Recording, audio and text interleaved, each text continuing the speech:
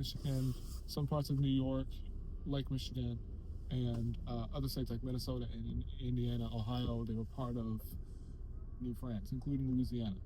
That was called New France up north where Canada is? Yeah, right. New France. Yeah, it was called New France, or in French, Nouvelle France. And Nouveau France. Yeah. Yep. France Nouveau. Yeah, France Nouveau. And it was a war between the Canadians and the French. And, well, actually, no, it was the British. Excuse me.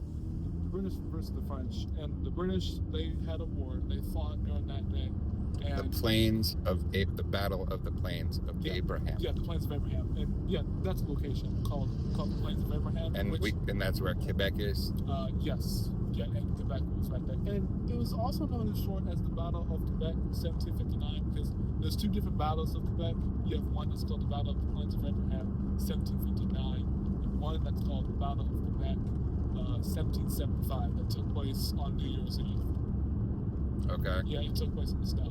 But the one in 1759, the general, it was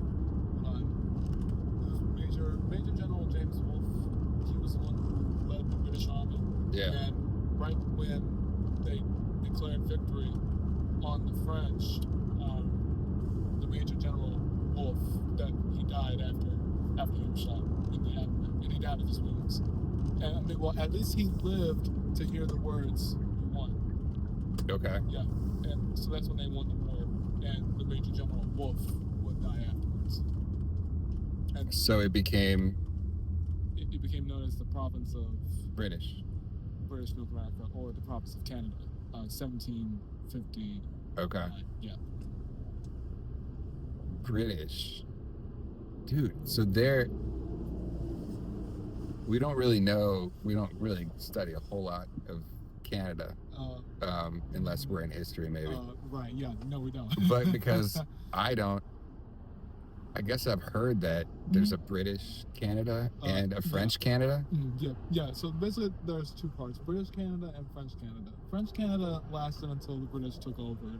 Then British Canada, it was under the control of the Britons until the 1800s, and that's when the Canadian Confederation started to happen with the provinces united. It was the province of Canada, New Brunswick, Nova Scotia, and the other provinces. That's what made the provinces today as, Canada, as we know it today, since 1867. Yeah. Okay. Or 1876. One of those years. Yeah.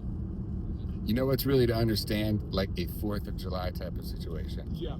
Did they have that unified them all and separated them from paying taxes to Britain at all? Yes. So basically the Canadian 4th of July is July 1st of every year. Yeah, yes, basically that's when they became a independent sovereign. They're like, hey, you guys can all call yourselves Canadians now. Right. Yeah? Yeah. Oh, yeah.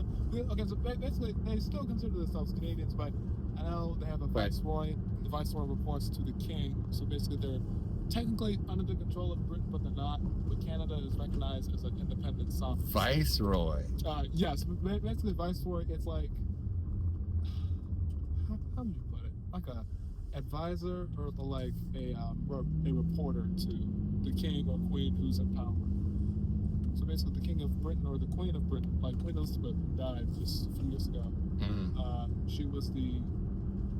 She was the head of state, and the other 14 Commonwealth realms, including Canada, New Zealand, and the other countries that are over there, including Australia too. Yeah. Okay. Oh, right. Yeah. I mean, even though the prime minister is the actual leader, yeah, they still call themselves queen or king of the other countries. Sure. But the prime minister is the... Okay. But in July of what year did Canada start to say, like, we will obey our own governmental structure and no longer the king or queen of Britain? Okay, right. That was 1867.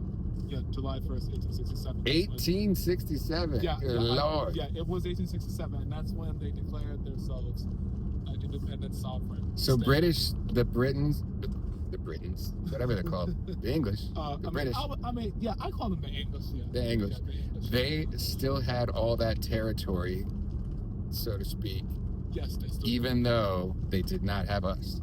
That's right. Yep. for like 90 years. I mean, you know, they Yeah. okay. Well, the English they kept Like, us. it's cold up there.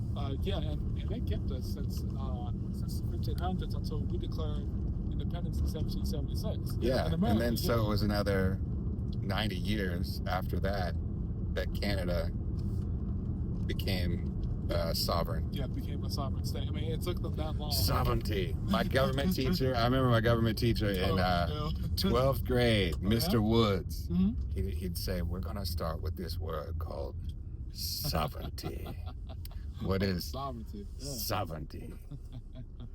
Well, Everybody's like, I don't know what sovereignty is. Mm. Sovereignty is what everybody wants sovereignty to have. It's like you know, the leader of your country, or like, okay, mostly what I thought it was talking about kings and queens. That's what I thought sovereignty was, but it's autonomy, and not autonomy. we don't. Yeah, we answer to us.